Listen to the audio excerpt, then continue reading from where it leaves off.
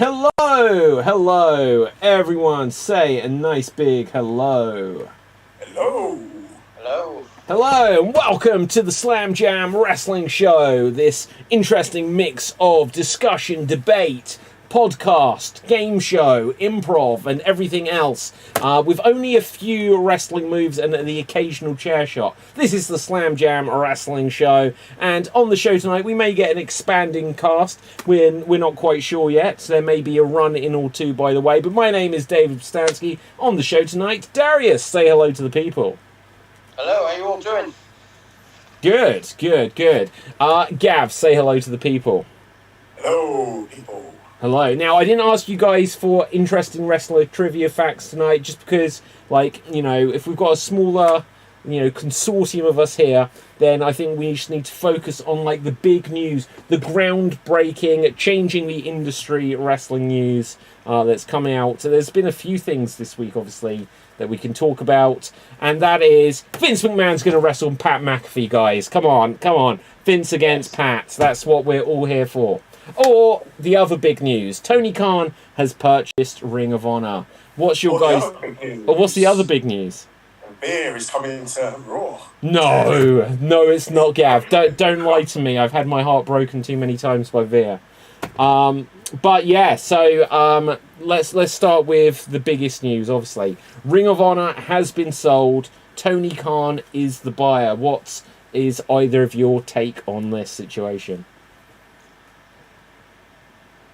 Do I go, Gav? Oh, well, okay. I think it's a good move. I do think it's a good move. It keeps everyone employed, number one. So at least all the wrestlers have got somewhere to go, showcase, and it can build stars as well. So I don't know if he's going to use it as a separate entity or not. Who knows, really? But I think it's good. Well, yeah, okay. So a few thoughts there. It's he hasn't picked up. He's got Jay Lethal, who he snaps up straight away, but, there was that angle that they ran with the Briscoes and FTR at their last Ring of Honor show. But, I don't know that he's hired Danhausen a couple of weeks back. But the real question is he going to be picking up all of the... We assume that he's going to get Jonathan Gresham, Bandito. We assume the Briscoes. We'll see who else he takes. But, I've got a feeling that there's going to be... there's definitely going to be comparisons to when WCW was bought by WWF. And WWF, they hired... they brought in Buff Bagwell, and they brought in Chronic and Booker T and...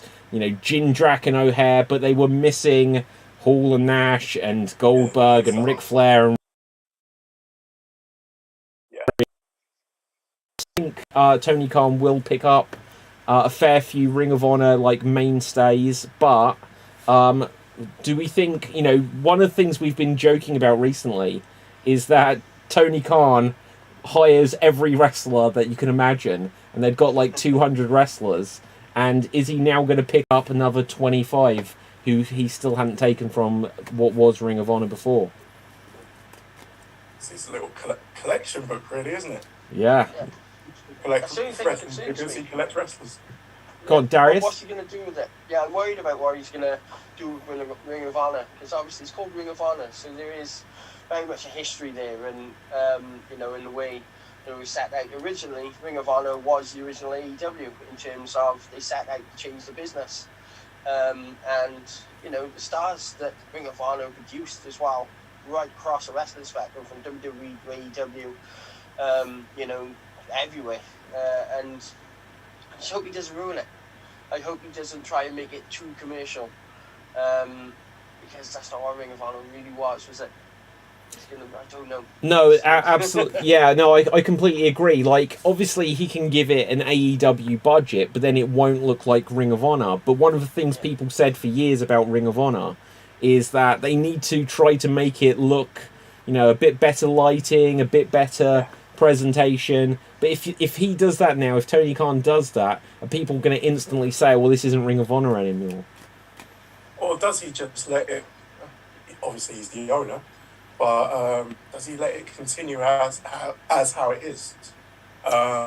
having someone else run it, because like booking 2 entities, 2 shows is a lot of Yeah, work. yeah. He's got the Jaguars as well, so.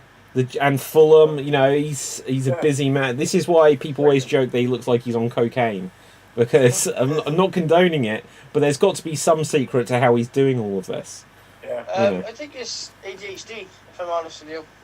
That's the other one to look at. He's very good with numbers. Numbers is his thing. He's very sort of particular about stats and all these sorts of things. So he's very, you know, it looks like there's some not really disability. Really, I think he's just used, you know, ADD or maybe slightly dyslexic, or you know, so he used it sort of towards to his advantage. I'm sure that you know his father could afford numerous tutors and you know all these sorts of things to help him along in life. So I think that's what's going on with him. But if there was only someone who had left, I don't know, maybe a wrestling company recently, you know, that his family are very sort of renowned for running wrestling companies, and you know, this sort of, that would be fantastic. I think then there would be someone there to take over, wouldn't it? Do you know what? I smell a conspiracy theory here.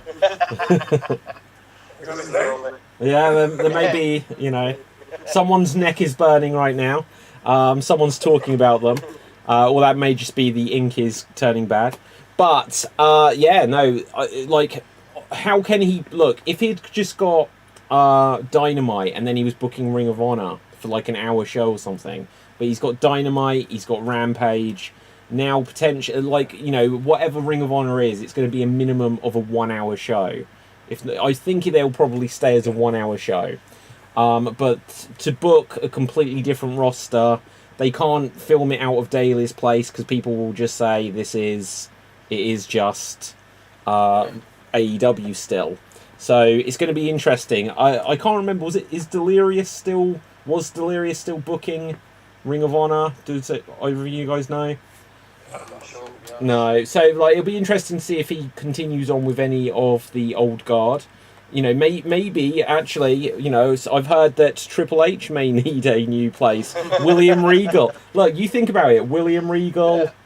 Bring in William Regal. Bring in, you know, all of the guys that just got future endeavored from NXT just to take it over. Yeah.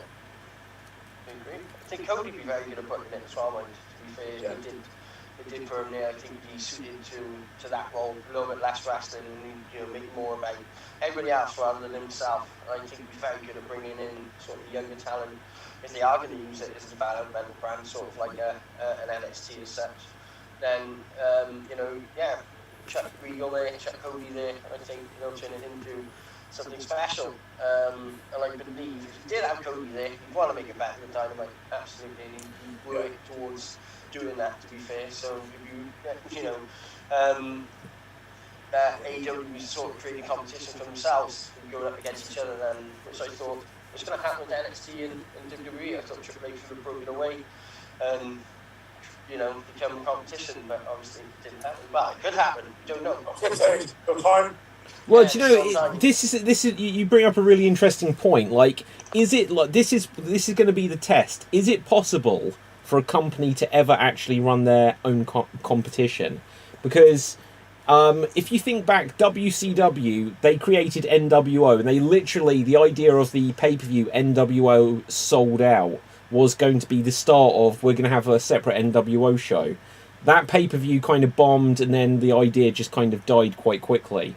But then obviously WWE, after WCW fell, it's like we're going to have WCW as a separate brand, and because of TV rights they couldn't make that happen, because of like they couldn't run competition against Spike TV, I think they were on at the time, or USA, whichever channel they were on.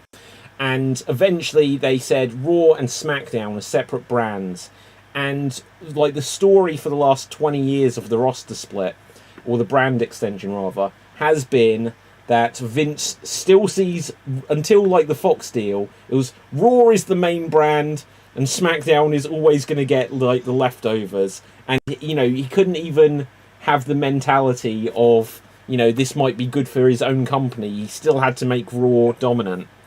And now it's an opportunity. Will Tony Khan be like, well, AEW is my baby, so that's always got to be the main brand? And so we'll just send a few people we're not using onto Ring of Honor. But actually, let me just give you one more thought on this, and you guys can tell me what you think of it. The interesting thing from this deal is that they made a point of pointing out that Tony Khan is the sole owner of Ring of Honor.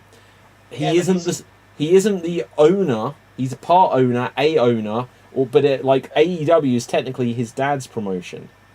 Yeah. So where does his loyalty stand on this? Is he going to be like, well, this one's mine now, so I'm going to boost this up? Surely he won't do that, but who knows? Let's hope not. Well, yeah. From what I've read, he only owns, I think he owns 50% of the company. I'm not sure if he's bought it all. 50% of what? Ring of Honor? Yeah, Ring of Honor. I'm not 100% how true that is, mind. That was just a post I was sort of, it's on Facebook, and you can't believe everything on the internet, can you? To be fair, but I'm going to see if I can get the press release, just because we might be able to. But yeah, I'd be super surprised. 50%. That's like, who has the power there? Yeah, well, 51 most likely. Oh, okay. Yeah, no, that's fair. Ring of Honor. Well, I will say this: I am looking forward to the Briscoes being in AEW or AEW tag teams, any of them wrestling against the Briscoes, because I'm really big fan of them. To be fair, really good tag team. Yeah. We're going to get a lot of good matches and probably some dream matches now as well. So it's going to be pretty good. Well, yeah. So catalog as well. Yeah, oh my god, like the video library is like, do you know what, Pavel in the comments has written like so many comments. I'll check some of them in a minute, but there's like, I will get to them. But like the possibilities from this, also it's just like instantly, there could be an AEW network. And, we've spoken before about, could there be a network where they do, like Impact already has like a streaming service. Like NWA have their yearly pass. Oh, here comes TJ. So I'm sure we're going to have to restart this whole show in a second. Right. But I'm sure there'll be like 20 years of Ring of Honor content. Obviously, there's a lot more content of 8 than there is AEW. But like, it's been so obvious that over the last 3 years, with there being like, when they was doing like Dark at first, and it was on YouTube, and it was like an hour show. But then sometimes it'd be like AEW Dark this week. There are 14 matches. I was like, this is insane, right? There's just like and clearly he was just trying to build up all the hours of matches and content. And the Dishonored. Hello, TJ. How are you doing? I'm good. How about you? Good. We were I didn't know there was gonna be a show, so a friend called and I just was on the call with her for. I don't know. Then I just checked when I hung up, I just checked your text in the... Unbelievable. There almost wasn't a show, but TJ, you were like, is there going to be a show? I was like, okay, there should be a show. And then you're just rocking in late like this. So, TJ, have you heard any big wrestling news in the last couple of days, maybe? Yeah, Tony Khan bought Ring of Honor, but I was you were talking about that. Yeah, that's what we're in the midst of talking about. Do you have any take on it that you want to share? I think it's great because AEW, I think even you have talked about it, how AEW, the roster is bloated, and I think this gives people like a bigger, another place to perform, like another platform. Like, so for guys like Andrade and, Frankie Kazarian, these aren't people you would want to see on Dark and Dark Elevation. Having them in Ring of Honor would be pretty great. And there is a Swiss cyborg who is ex-Ring of Honor who's now created. Yeah? Okay, so hang on 1 second about this. 1 second. Let me I'll pose this to all of you. But let me paint you a little picture here from history. So, once again, the biggest example of something like this happening in the past is WWF buying WCW. And when WWF were fighting WCW, the wrestlers on each side, they were trying to rally their locker room to fight for survival of which company will be dominant, which company is going to get the sold-out arenas, and who's going to make more money. And then suddenly they had the situation where all of these guys were potentially in the same locker room together. And when you suddenly bring in Booker T, and he's the world champion of WCW, and he's main eventing SummerSlam against The Rock, and then suddenly you might be Bradshaw, and you're like, wait a minute, this guy's now in the main event, and I've never had a main event. Or if you are like X-Pac was the light heavyweight champion, and suddenly you're like, wait a minute, Billy Kidman's cruiserweight title is now the light heavyweight championship, and my title doesn't matter anymore.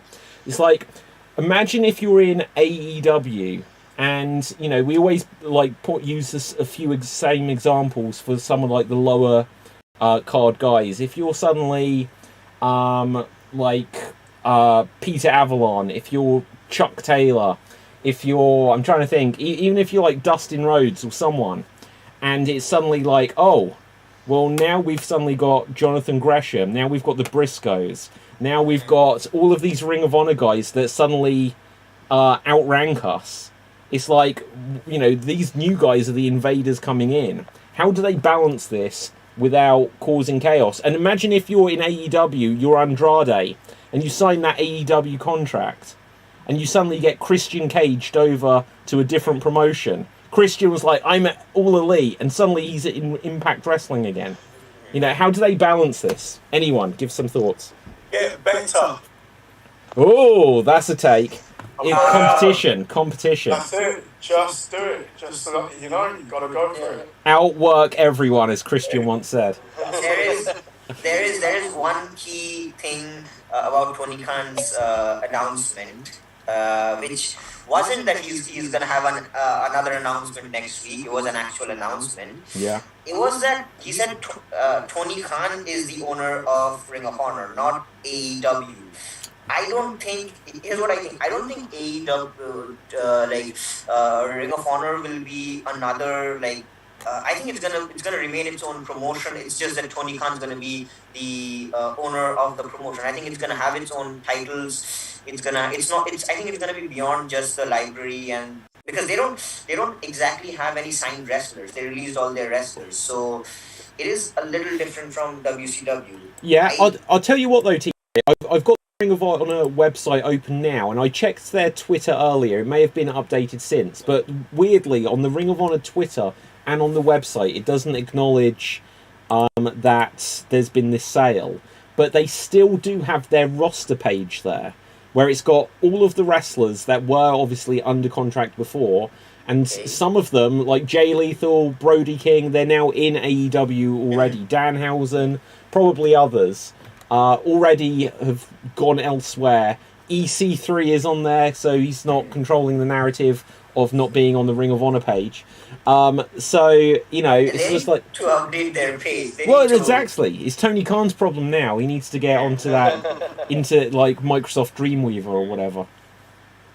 I think it's going to be a separate promotion, and they're going to have the run-ins, they're going to have the crossovers, but I think... here's what I actually think. So, again, I'm gonna go into a little bit of the conspiracy realm, but we don't know what Cody is doing right now. Darius was just saying this. But hear me out. So Cody was not happy. What if Tony Khan just tells Cody, you wait 1 week, let me make an announcement. Clearly, both, if you have to believe the reports, and if this wasn't exactly a work, Tony Khan's and the Elite's vision of AEW was different from Cody's vision. What if Tony Khan's like, here, have Ring of Honor, go on with your vision over here? Yeah, could be. Okay, if they were going to do that, though, it needed, like, they hinted at it, they referenced it, but it should have had Tony Khan be like, I've just bought Ring of Honor, and then suddenly on the Titantron, suddenly you see Cody, and he's in Panama City and surrounded by like palm trees, and be like, you didn't buy it, it says McMahon, but it doesn't say Vince McMahon or whatever. You know, we've got a different road or something like that. Tony Khan would be like, we are a dynasty now. The Khan families, a very important family bought Ring of Honor and all that, and then yeah. wrestling has more than one royal family. Yeah. I don't know. It would, you know what, it would have been worth just trying to do that deal with Shane just to recreate that moment. Shane isn't here. Yeah, that was good. That He did was say, good. didn't he? Yeah, he literally said Shane. What I would have done is that I would have again, it's very difficult because of all the dirt sheets and the internet to keep these hidden. But what I would have done is I would have had Ring of Honor announce that some other private investor has bought Ring of Honor, and they would have their own show, and maybe at their next, I think it's the Super Card of Honor, I would have Cody debut there, and then imagine what the internet would think. So if AEW and WWE, if they're both offering Cody huge contracts and he chooses with a third promotion, it would say a lot about this promotion, and then they could do subtle teasers, and Cody could actually call out AEW. He could control his narrative. I hear what you're saying once again. Narrative. And then you could have Cody join, and then you could do something along those lines. Do you know what I'd actually love to happen? I'd love like Brandy Rhodes to be like, I'm going to control my narrative, and then the next day Cody turns up on Raw, and she's like, what the hell? He's just like dumped her there. Cody's like, I'm controlling my own narrative. Yeah, absolutely. I want a divorce. Yeah, absolutely. Oh, wow. Okay, anything else people want to say about this Ring of Honor situation? Anything with people... Wrestling is super exciting. Like, legit, like if, I don't know, in 2018 or 2017, you would have told me that American wrestling, like I've always like maintained my interest for New Japan, but if you would have told, I just stopped watching American wrestling or be interested in it, I don't know, since 2015 or 16. If you would have told me wrestling would have been this interesting, I wouldn't have believed you. I'm genuinely intrigued to see what's happening. What's happening to Ring of Honor, AEW. I'm genuinely interested. Yeah, no, absolutely. Like, Gav, what's your thought on that? Is this the most interesting wrestling's been in a long time? I don't know if it's the most interesting, because we've had loads of things happening. You got the era of Hogan, the golden era. Yeah. He said in recent memory. David said in recent memory. Oh, sorry, in recent memory. Yeah. Oh, in recent memory, definitely. Okay, is it more interesting now than it was when AEW first started? Or are we counting this whole time period as recent memory? No, that was pretty, like, because it was new. Yeah. I was intrigued with the AEW side of things, and I just wanted to witness that myself, and they came out firing straight away. Yeah. So that was pretty exciting as well. For me, if you guys remember, so the first AEW promotion, the teaser happened. Cody, the Bucks, and Adam Page, they got those messages on their phone. Yeah. However, and there were rumors of Kenny Omega going to the Royal Rumble, and almost everyone I knew, they were like, yeah, this is just another promotion. Vince is gonna... it was a pretty, like, safe bet to assume Vince would put a pile of money and Kenny's gonna go that way. But they were doing that tease on being the elite, that Kenny lost his phone, and then I kind of thought, okay, they're probably playing into something. And then when Kenny showed up at that AEW press conference, he's like, I finally found my phone. I'm signed with All Elite Wrestling. I legit thought, I wasn't sure that Kenny's going to sign with them. No way would have he been on because he was on all of the Being the Elite skits at the time. Well, do you know, I say that? Like, who else was on it? Like, Marty Scurll was on it, and then he didn't, obviously. Yeah, exactly.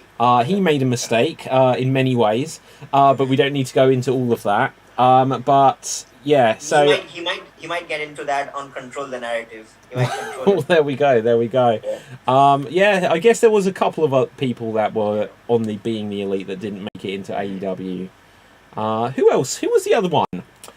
There's 2 or 3 guys that were like in Being the Elite that didn't really make it into AEW. I think all of them. I think Marty was the only top guy. Adam Page as well, originally. Yeah, he was Adam Page at the first AEW match ever. He did. No, but there's someone in. Like, I'm trying to remember. Oh, no. Adam Cole, sorry. Adam Cole. Yeah, Adam Cole wasn't. Oh, they That's what killed it's him like. off at a certain... Oh, Flip Gordon. Yeah, Flip so- Gordon is who I was trying to think of. Gordon. Yeah. Flip Gordon, he's someone that's like stayed with Ring of Honor, so you know we'll see. Eventually, might make it into, well, back into Ring of Honor. You know. Okay, so what do we think? Like, before we move away from Ring of Honor onto some of the other things. Let's do some bold predictions now. Where do we see the state of Ring of Honor in either 3 months, 6 months, or a year's time? What do we think is going to have happened with it? I don't know. Depends on how AEW goes. I'm just going to make one prediction. I am pretty certain, I'm so certain that it would be foolish not to do this. The main event of the first Ring of Honor show, the first Ring of Honor weekly show under the AEW banner, would be CM Punk versus Samoa Joe. Oh, okay. Well, do you know what? As bold as that is, as far as I know, they've already announced shows. And imagine if they don't do Gresham and Bandito to unify. That's at the Supercard of Honor. Yeah, exactly. The first TV show, so you have Rampage, you have Dynamite. Maybe they have a show called Honor, but I don't know, AEW Honor or something. Hang on, sorry. Gav, you literally used Darth Vader force powers there. Like, TJ was speaking, you were like this, and your hand came up and everyone fell silent. Go on, Gav. I'm just wondering, Samoa Joe, isn't he still with NXT? No. He got released. Again. Yeah. Oh wow, I missed that one. Yeah, Samoa Joe's was released twice in I a know he year. had COVID. Right, wow. Yeah. No, because they announced Samoa Joe is going to be in the Ring of Honor Hall of Fame. Right, okay. Which I guess they're still going to do. This is super interesting what's going to happen here. Darius, do you have any thoughts? Where do you see Ring of Honor in the next few months? Not just Ring of Honor, so give it a year, and I think Tony Khan or Cody Rhodes or Triple H or whoever's running Ring of Honor will not only elevate Ring of Honor, but I think they'll bring everybody else up as well. So we're talking like Impact Wrestling, MLW, I think New Japan will probably want to get involved as well. I think wrestling as a whole over the next sort of year or two will just jump up another couple of levels, and it'll put even more pressure on WWE to do something that, you know, and I hope they do. You know, I know I say WWE all the time, and I'm not really a big fan of it, but I want to see them at least compete and be a very, very good product that I'm really interested in, to be fair. I think that's actually, I think everyone that digs people that complain. I mean, we complain because at one point we really loved the product. We want to see a good product. Yeah. See, like, here's the thing, like, I like to joke, obviously. I could complain about any of them. I could complain about, you know, look, I'm wearing a Danhausen shirt. They debuted Danhausen by coming under the ring, walking down the aisle. And I was like, you do more than that. Like, I can find criticisms with AEW. You know, I can find criticisms with WWE. I think it's easy to... There you go. There we go. Right. I think it's easy to especially criticise WWE because WWE, 20 years later, has fallen into the position that WCW was in, ironically. Whereas WWE was like the underdog, trying to take on the big evil WCW. And now WWE is like the big evil WCW, and now AEW is the old WWF, I guess. It's so weird, like, just how it's gone like a weird full circle in a sense. But what I'm really hoping for here is that AEW and Ring of Honor, AEW with Honor, right? You know, I hope they just go to that next level, and at a certain point, WWE just like they look in on themselves and say, we have to fight. We have to make this the best show ever again. We have to surprise people. We have to make everything like it, you know, when it was its most exciting. How do you do that? Do you know, the simple way of doing it is, and I'll give this thought on it, is a lot of people say about, we need the Attitude Era, right? And people say, we won't go back to the Attitude Era because it's now the PG era and stuff like this. But the thing which I always look to, like, if you look at movies, like when they made the movie The Dark Knight, they were like, wow, that movie is like a PG or a 12 or whatever, but it's gritty, you know, it's real, it's exciting. And then a bunch of other films, you know, Die Hard, Terminator, they were like, well, we can be PG but still be gritty. And WWE, they've had so many like silly gimmicks over the years. It really felt like they lost their attitude and were doing silly stuff. And I think if they do... Go ahead, Gav. Because what I was going to ask you, do you think in this era, the Attitude Era can actually survive? I don't think so. I think society as a whole has gone a bit soft, and I don't think a lot of people can take that anymore. Well, okay, maybe, Gav, but let me put it to you. Look at this storyline in AEW with CM Punk and MJF. That is something which, you know, the pipe bomb, everyone was like, wow, the Attitude Era suddenly re-emerged. And it was because it was gritty, it was because it was real.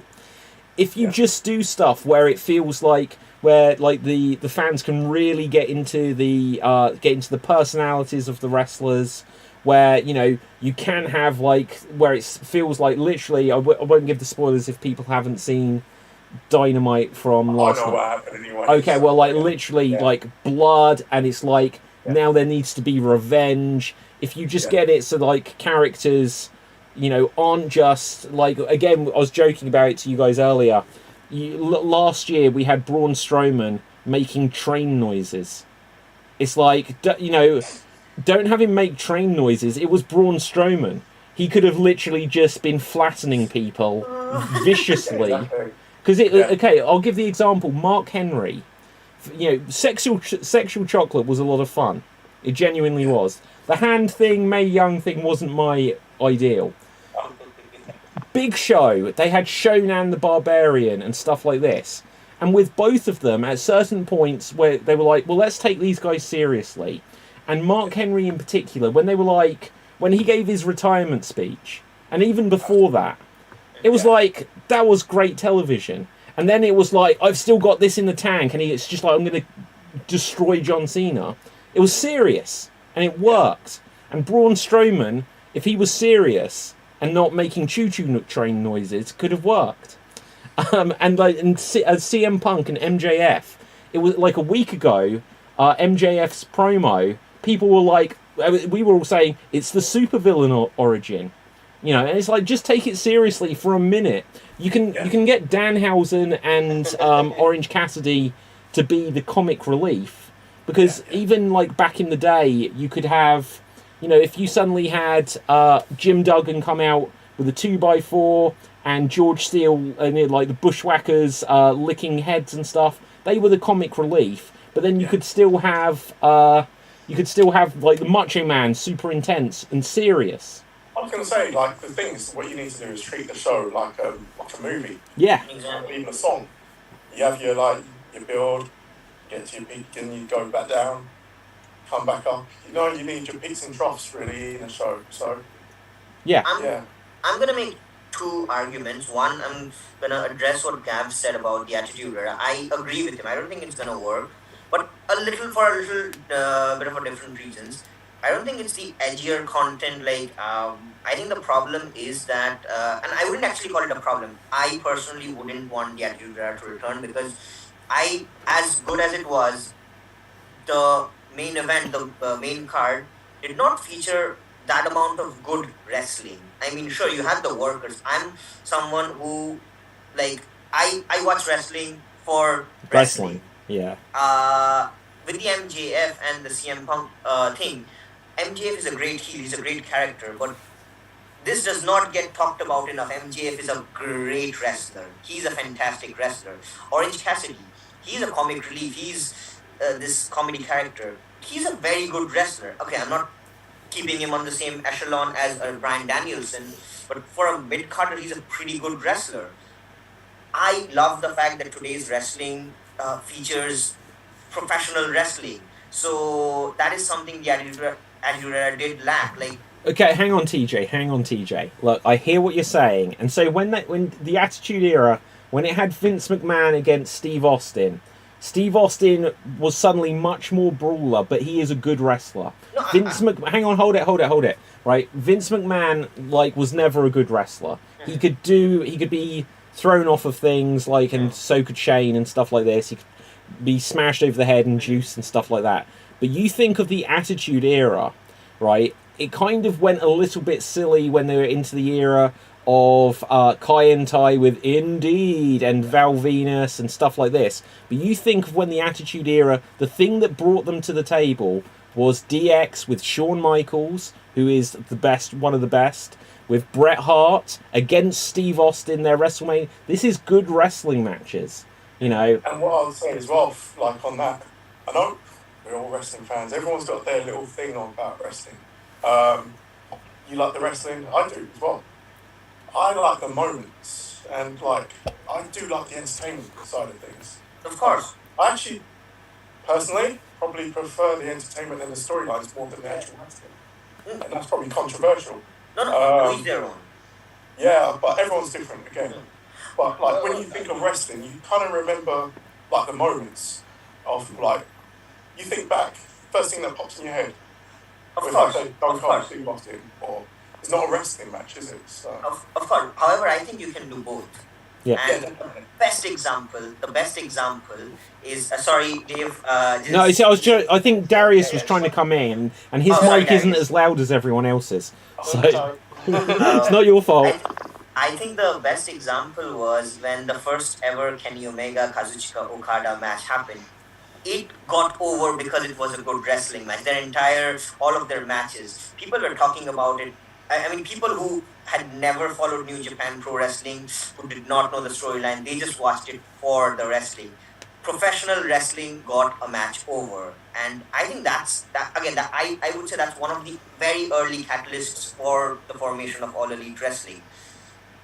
Okay, but you know what? You got to give a little bit of credit where it's due there. The thing that got Kenny Omega over truly was Chris Jericho. New Japan was here, but Jericho, his appearance, Jericho versus Omega, Alpha versus Omega, all that stuff came from Jericho, and credit there. Darius, you were trying to speak a minute ago. Yeah, I was going to go back to Gav's point about the storylines and everything like that. I remember when I first got with my partner, and I was talking about wrestling. Obviously, she watches it now. Wore it down over the years, to be fair. But she was asking me what was so good about, obviously, The Rock and Stone Cold Steve Austin. And, I didn't show her matches. I showed her promos. I showed her the 6-man, Armageddon, when he does the different, when The Rock does different voices. I showed her the Royal Rumble promo, The Rock banging on about walking into a bar and, kicking people and, and I was like, this is those personified. And I agree, don't get me wrong. I think the wrestling nowadays is a lot better. And AEW do have a more sports-centric sort of show. And it is the best bell to bell. But again, I do really enjoy sort of the storylines, the promos. And I think that's down to the creative freedom that they had back then in the Attitude Era. I think that is the one thing that WWE were missing, is everything is scripted. This is what you need to do. You need to say everything line for line. And if they are to compete, they need to change that. That is the one thing. And they need to trust the people that got there to go out and just put on a show. Yeah. Do you know what I mean? Do you know what? And I agree. About a year ago or a year and a half ago now, wherever it was, when we did an earlier version of this show, there was Dave, who often does the show, and there was a guy called Sam, who you may or may not know. And we did a whole episode dedicated to The Rock. And it was an idea, we're going to just talk about The Rock. And as we went through it, we kind of realised that we couldn't actually remember that much of his matches. We were all talking about the promos, talking about the feuds, the characters. And it was so what was the best Rock match? And we were dumbfounded. We were like, well, Rock and Hogan, Rock and Austin. It's what was good about those matches? You could do a nip-up. You can kip up. Rock and Hogan, if you watch that without the crowd, it is so rubbish. It is so rubbish. But the crowd is actually that match. Yeah. Yeah, I think that is. I think that is where AEW has a little bit of an edge over New Japan, New Japan is mostly about just the wrestling. I mean, they do have Gedo is a brilliant booker, but it's still more. It's always the wrestling that gets it over. AEW, it has great wrestling. It also has great character work. Example, the MJF CM Punk feud.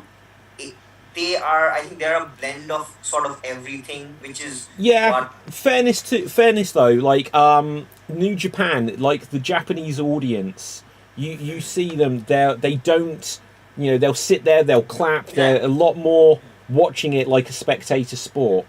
And when you look at the elements that are often like you had Shinsuke, and he was like this big character, and it was like, wow, he's like a rock star there.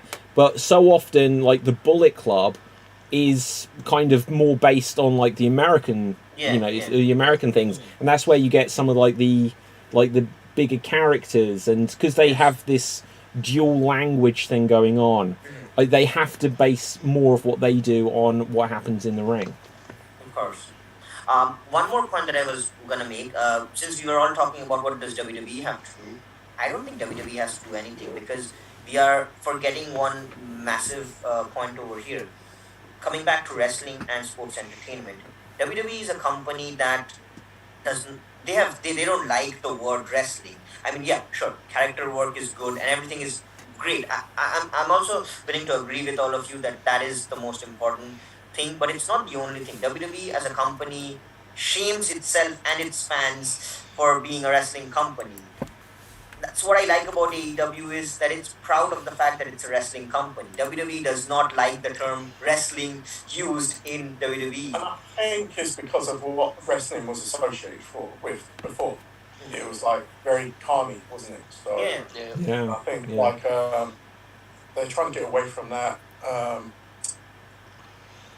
But either way, WWE's, let's face it, WWE is making a lot of profit. So clearly, whatever they're doing, whichever angle like they're headed, whichever angle they're going with, they're getting their audience's money. They're getting like their what they want to do. So I think they have a audience. They have a different like audience that they want to appeal to. Well, I was just about to say, because like when you look at like the 80s, for instance, the target, most of the time, the target audience was the kids. Like you had the ice cream, you had the bright coloured t-shirts and whatnot.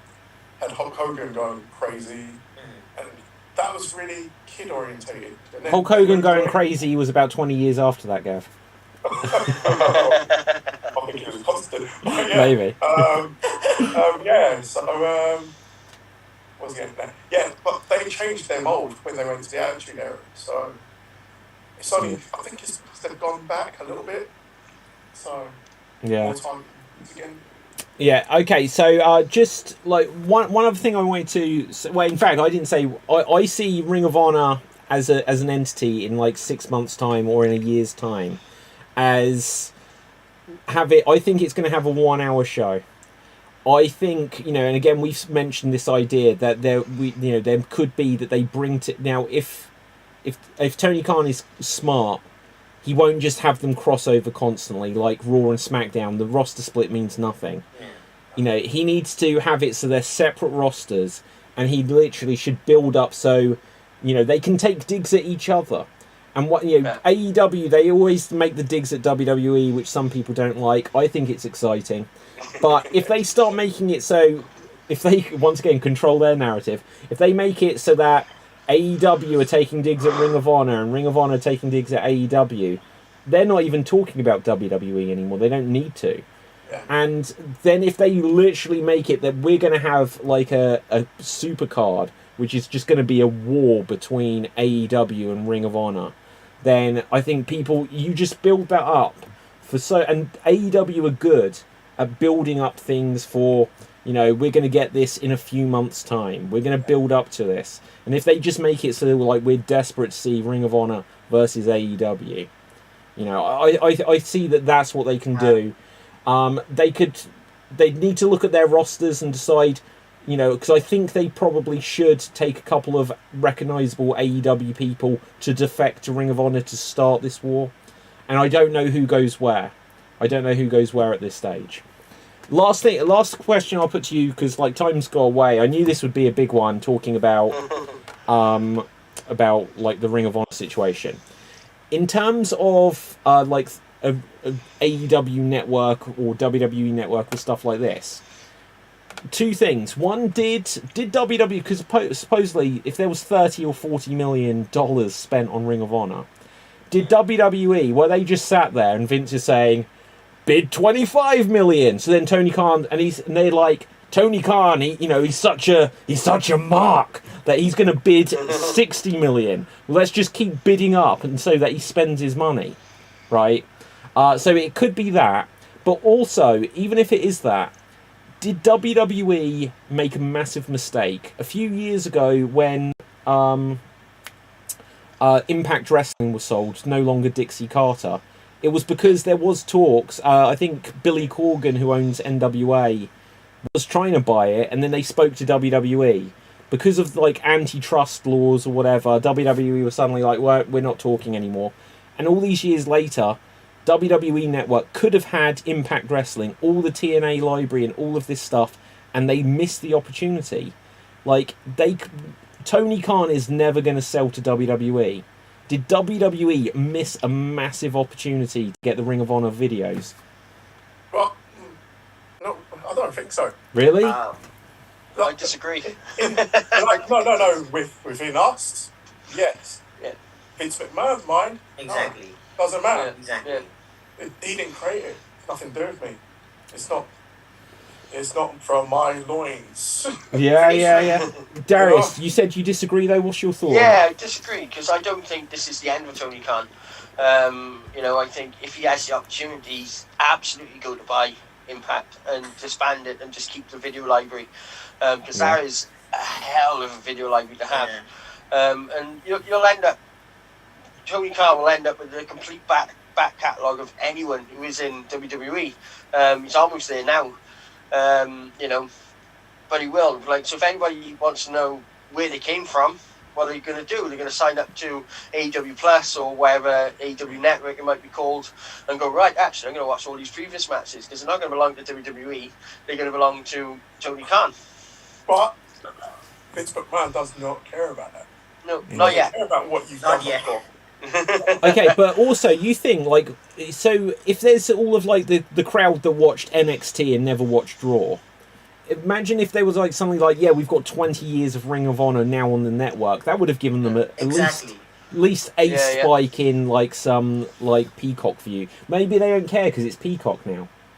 Like, And it he's was really, wrong of it. like, I was going to say, even Vince has taken away like Charlotte's title reigns from NXT. He doesn't even see that, and that's his own promotion. Yeah. I was going to say something and I totally forgot. I was going to say something in this regard. Well, it'll come back to you. What I was going to mention is that like there is also the side that does Vince like to have competition. Like back in the day, because there are places people can make stars that he can then take, and traditionally, whoever makes a star, they're not really a star until they've been in WWE. So it does, however big Rob Van Dam was on ECW, until he was in WWE, he's not a star. And I think the narrative is changing. Yeah, I don't think I that's think the the culture narrative anymore. is changing. Okay, go on. I think, Darius, you want to take this? Okay, yeah. I don't know if it's going to be the same, but I don't think that is the culture anymore. I think Exactly. because of the way WWE is and the way they treat the talent and the way in which... Oh, 2 seconds. Okay. The way in which everything is scripted and it is aimed towards kids. For those who have the freedom to do what they want and say, look, what they want within boundaries and create their own storylines and be a bit more creative about what it is that they do, they won't see WWE as the biggest company to go to anymore. They will see AEW as the biggest company to go to. But is that, we're all wrestling fans here, yeah? Yeah. That's for us. What about the casuals? Yeah. That thing is still... That is the thing. AEW is not. I at least for now. I might be wrong about this in 5 years, and you can come and tell me. But I think for now, AEW is its target audience is the wrestling fans. Yeah. I mean, AEW at this point doesn't care much about what kid who has never seen wrestling, who does it, who's just watching it because it's TV time. And again, I know they are like that is like an important part of the whole business side, but as a fan, I don't think the business side doesn't appeal to me that much. I want to be entertained. So again, I might be wrong about this. Do you know what? I think so many fans, I think what's a weird thing about wrestling fans is I think so many fans get tied up into the business side of it. I think like so many of them are like, what's the ratings and what's Dave Meltzer saying, and you know, and like what's happening. Like the whole concept of Dark Side of the Ring is that what's going on behind the scenes is usually a bit more interesting than what's happening in the ring at times. Obviously, what's in the ring is important too. You know, I'm not saying you're wrong there, TJ, but I think people are into like the business side of it. Yeah, of course. I'm not. I'm gonna have to go. Sorry, guys. No, that's cool, man. So I'm gonna have to leave to it. I'll catch you all. It's nice speaking to you all. I'll see you all later. Take care. Yeah, guys, we'll begin to wrap things. I knew this would be like a talking. Before, there's one thing that I need to mention though. People always used to mention how Tony Khan would buy every wrestler. Mad Dad just bought a company, and as Darius said, he might not stop. Imagine Tony Khan's new gimmick is just a level up version of old Tony Khan. He's like, okay, no more wrestlers, now promotions. Now I'm gonna buy, every year we are gonna get, now we have Ring of Honor is all elite. Next year, Impact Wrestling is all elite. New Japan Pro Wrestling is all elite. Could do, you know. He's like, the whole thing with Tony Khan is he started out, he was a tape trader. So now he's just buying every library of Ring of Honor. You know, he could buy the whole thing of Impact, of NWA, stuff like this. And then why stop at wrestling? Then start buying other sport, and then maybe by 2050 the whole world is under the entire world is all elite. Everything is under. This almost sounds like the X-Men movie, where it's like, or what is it, like Ultron or something in the Avengers. It's like it's going to assimilate everyone, and it's like we should have stopped it at this early stage. Okay, so I'll quickly just check. We had some comments here, like Pavel, who was going to be on the show with us today, couldn't make it, has given us a running commentary. And so let's read a couple of his more recent comments. He says, let's see, let's not discredit Mike Tyson in terms of the Attitude Era. Yeah, the whole Tyson bringing the attention to, you know, Austin versus Michaels. Like, realistically, if they could have made that Austin versus Tyson, they would have done. You know, like, and it's crazy to say that we're discounting Shawn Michaels there, but that was what got the hype for WrestleMania. I'll tell you what, I was going to say, because I was out of wrestling at that point, and I remember seeing it in the newspaper, and I was like, wow, I might check it out. I didn't. Well, yeah. Oh man, but like that was like, you think that was Attitude Era, and that could happen today. Like they brought, oh god, what's his Tyson Fury. Like, and obviously that was just like a Saudi Arabia match deal kind of thing. But like, you think Mike Tyson being brought in with Vince McMahon, it's like, oh, I'm going to make an appearance, but Austin getting his face, and then brawling. And then McMahon, who wasn't a wrestler yet, it's like, screw you, Austin, you ruined it, and stuff like that. When you watched it, you were like, what's happening? Wow. It was just like, oh my god, this isn't, you know, whatever's fake, this wasn't supposed to happen. Exactly. And if they can get that feel again, that's what the Attitude Era was for me. Exactly. It's just realism, yeah. Yeah, absolutely. Okay, so let's have a look. Here's something for you, Twishishish. My first Japanese promotion I ever followed was UWF International. And then it says some names which I'm going to butcher, so I'm not going to read them. Gary Albright, that's the one I can read. Kazu Yamakaze and someone else. Right. You didn't butcher my name. You didn't butcher my full name. Well, it's because I've had lots of time to get used to saying it now, but I still usually say TJ. But let's have a look. Anything else? People talk about how if... do you know what? That was for you, but I'm not sure what... Yeah. Do you have a response to that? It wasn't really a question. Hey, Pavel. How are you doing? Okay, people talk about how if someone isn't in WWE is not really a superstar. What is the standard of being a superstar? How many talents have been signed to WWE to find themselves in catering for 99% of their time there? the only legitimate superstars in WWE are the main eventers. Not necessarily. I wouldn't necessarily say so, because you could, like, if you look across, like, Rey Mysterio obviously has been a main eventer, but he's not always a main eventer, and yet I'd say absolutely he's a superstar. Jake the Snake Roberts was only ever got a tiny glimpse of main event, but is absolutely, like, superstar level. And I think there's a bunch of examples like this. I think this comment was talking about the current time, like current in the present day WWE. I think there are only 3 or 4 people that you would consider like people that I think even someone said, I think it was Sean Rossap, or don't quote me, I'm not sure. Someone said that, but the backstage idea was that only 3 or 4 people matter, and the rest are just there. Hey, Summer Rae was a legend. Summer Rae's a legend. Well, yeah, there you go. You know, but that was legend status in the fact that we're bringing back someone from the past. Yeah. You know. No. Okay, right, guys. One other thing though I just want to say, like, I saw a message. I can't find like the news on this, but Sarajit says like breaking news or whatever. It's nothing so bad, but Scott Hall hospitalised, apparently suffered a broken hip. So that sucks to hear. So hopefully he's okay. But the other breaking news is Pat McAfee versus The Undertaker. No, not versus The Undertaker. Versus Vince McMahon. It perhaps isn't the big deal of why that was, because it was announced during the Pat McAfee show that Vince McMahon will induct The Undertaker.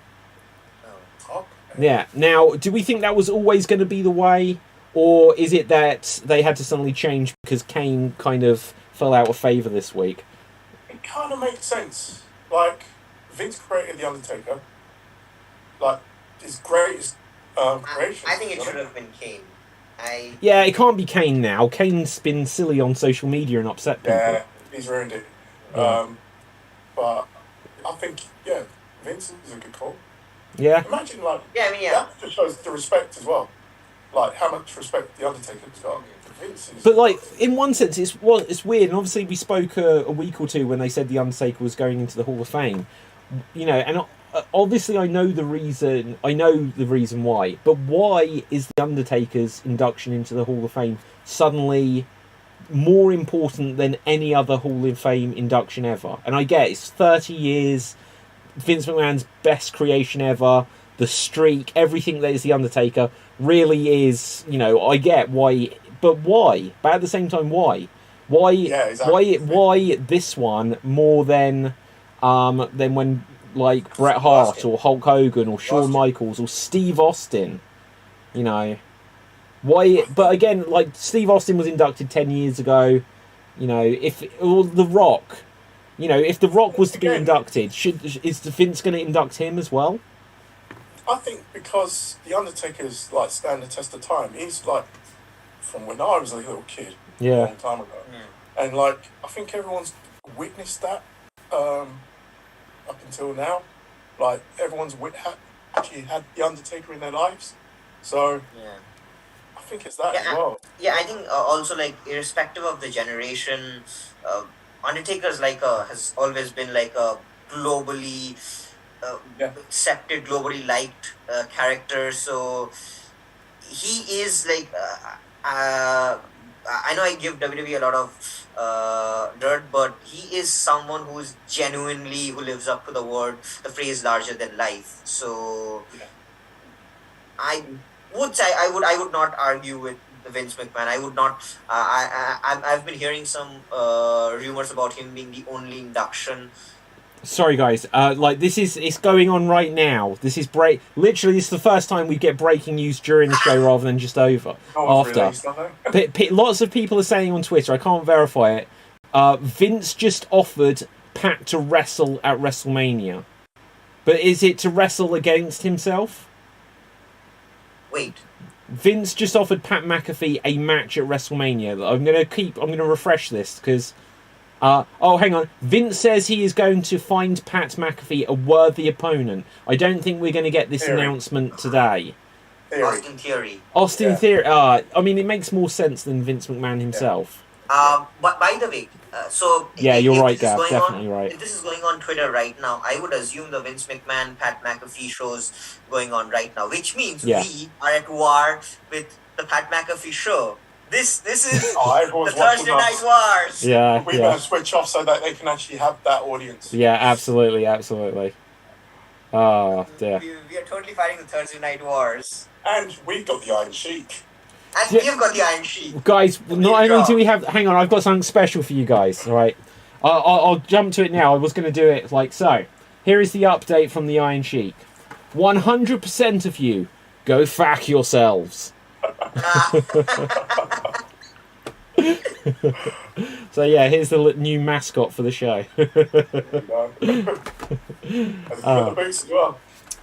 No, do you know what? Like, Oh, right. I've never had one of these things before. It's called a micro brawler. Do you know what? It does have the boots. It does have the boots. Oh, You right, can't okay, really there see you go. that.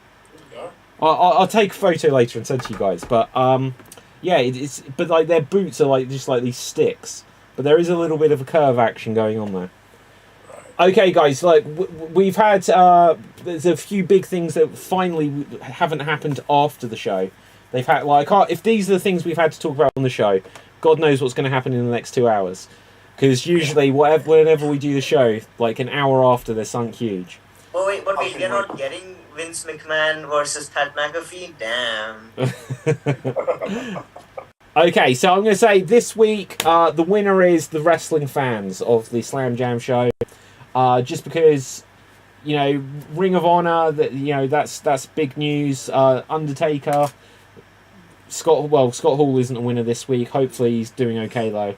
But with that, we've controlled our own narrative. The biggest joke in wrestling. Oh, actually, last thing on that. Apparently they've got like there's a new wrestling channel or something like this. Do you guys hear this? Yeah. There's some announcement about they've got like a TV channel. But then it turns out it might be a channel, but it's just like another like fight network or something that's just going to be wrestling. Not a clue. Not a clue. So Pavel says, "Wait, so I win, and I'm not even on the show." Nice. So like Pavel on the show, normally we have like quiz elements. You know, we'll do like games and stuff. This one has been a very talky one. It's been a lot of fun. Greatest debut ever. Greatest debut ever. Greatest debut ever. Yeah. Okay, let's find out where we can find everyone on social media. Gav, where can the people find you? I'm here next week. Boom. The Dishonored. Why are you called the Dishonored today, TJ? I don't know. Felt like something. I wanted to do something with Ring of Honor. Didn't have time to think of something. Not very improv-esque, I know. Just came up with started this before. No, I'll be Honor. honest. I didn't make the connection to Ring of Honor at all, which shows how my brain was working. But no, that was obvious. It was me that was stupid. So where can we find you, TJ? You can find me in my mom's basement because I'm an AEW fan, and that's where, according to WWE fans, AEW fans live. So yeah. Yeah, and I'm David Pistansky. You can find me on Facebook, Instagram, and Twitter at David Pistansky. Check out everything on Xstreamed.tv. Check out the Extreme Improv YouTube channel. And be very nice, be very